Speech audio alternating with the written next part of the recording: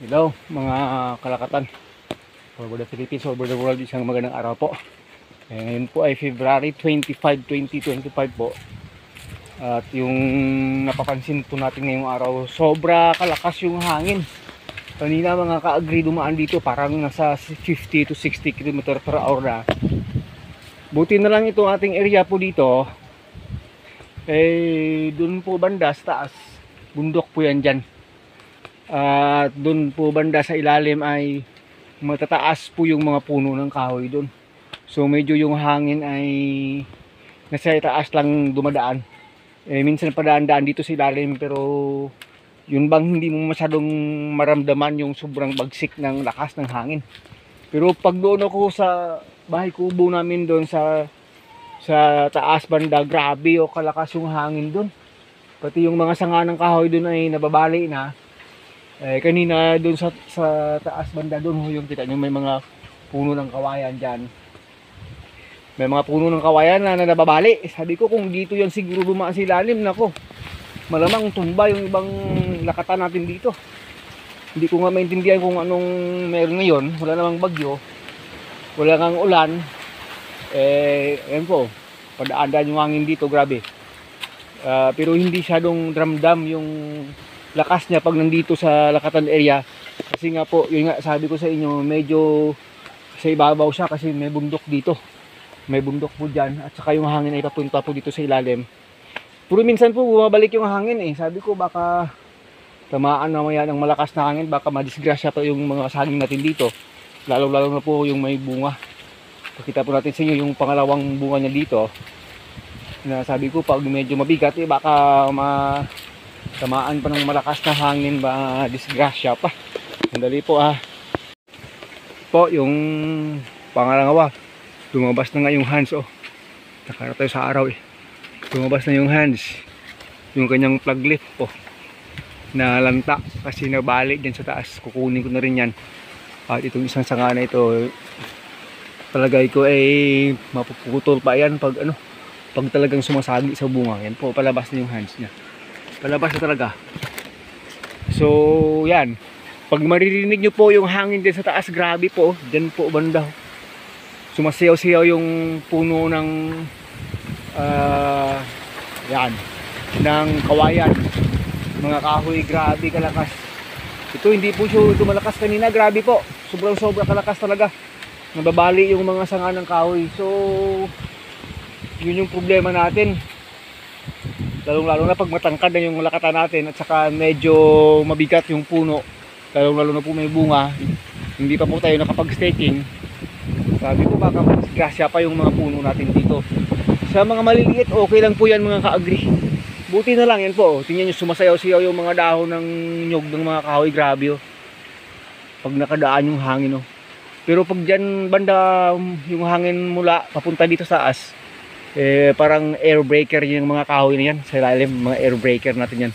Pag doon naman po galing sa taas, may bundok-bundok kunti yan dyan, yung hangin ay umaapaw rin. Pero pag dyan dumaan yung hangin papunta dito, yon. Pero bundok yan dyan dito tayo sa parang valley na area na ng tanim. Pero grabe kalakas talaga yung hangin. Sabi ko nga ito yung isa sa pinaka-strategic dito na location natin pag nagtanim ng saging, kasi may pananggalang tayo sa bagyo. Pag nagkabagyo talaga, tignan naman po, matataas yung kahoy. Kawayan makakapal yan dyan sa ilalim, mataas. Kaya pag dumaan yung hangin dito, medyo parang air breaker yung dating nila, kaya hindi masyadong napunit-punit yung dahon ng saging natin. So paano, mag-uumpisa na talagang magbubunga yan dito sa area na first area na ito, o kaya po yan nagkabunga na siya. Lalabas na rin yung bunga nitong isa nito. Yan po, malapit na rin. Nabiyak na nga ng konti. Yung isang puno natin, malapit na rin. So yan lang yung pangamba natin pag masyadong malakas yung hangin. February tayo ngayon, malapit na mag-March, tapos ganito kalakas yung hangin. Parang hindi natin maintindihan mga ka-agree kung bakit ba ganito ang mga pangyayari ngayon. So sana hindi ma-disgrasya ito. Malapit na rin lumabas yung bunga niyan. Baka bukas nakadungaw na talaga yan. So ano lang, dasal lang tayo na hindi masyadong lalakas yung hangin. Sa mga kaibigan natin dyan sa mga eastern part ng Philippines, nako grabe yung ulan, walang tigil yung ulan, kinalangga madi nga eh, hindi na makapagtrabaho kasi araw-araw ulan, lubog sa ulan, araw-araw, pati mga negosyo sira dahil sa parang araw-araw ng ulan. Ito yung pinangambahan natin, baka matumba ito mamaya. So sabi ko hindi pa naman ito mabigat yung bunga niya, yung hangin eh, pag dumaan eh, grabe oh, winawasiwas talaga. So baka maya pag talagang lalakas eh, maghanap talaga tayo pang ano dito, pang propping dito, kahit isang puno ng kahoy lang muna na may tali dito sa taas para makasupport po sa puno niya.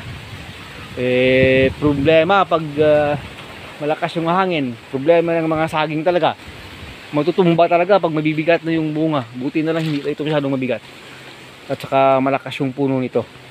Pero wag po tayo makakampante kasi itong center left niya sa taas, ayan po, yung center left niya, ayan, nabali na. Pero hindi ko yung yan pwedeng kunin, yan lang, ganyan lang muna yan, kasi makakatulong pa naman yan sana sa photosynthesis niya para mapalaki ng maganda yung bunga.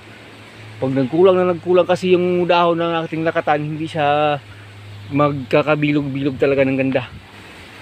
Magulang man siya, medyo manipis, so kailangan talaga mayroon siyang dahon, at least mayroon siyang 8 dahon, 9 na dahon bago po nakuha itong puso sa ilalim, para sure po tayo magulang na siya, mayroon pa siyang 4 at least na green na dahon.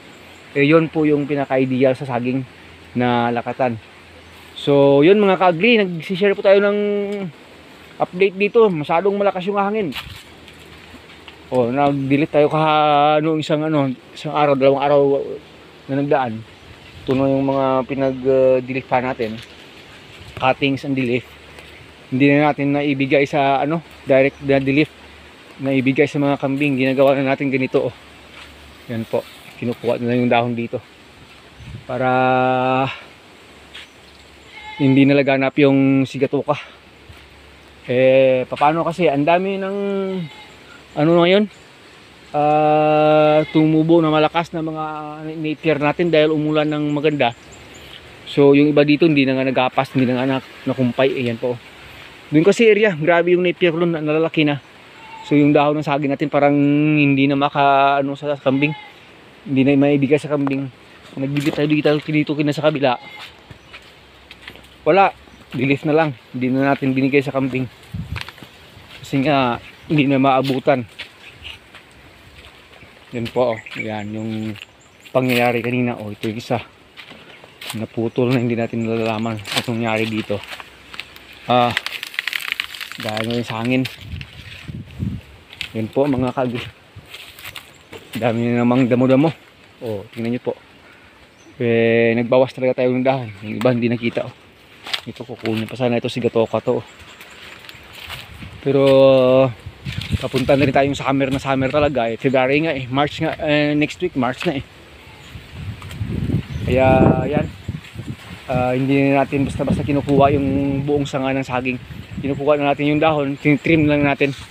Kasi yung tubig po dito ay kailangan parang magiging bunga sa puno or para hindi po siya masyadong ma-stress sa tubig pag ganito yung system.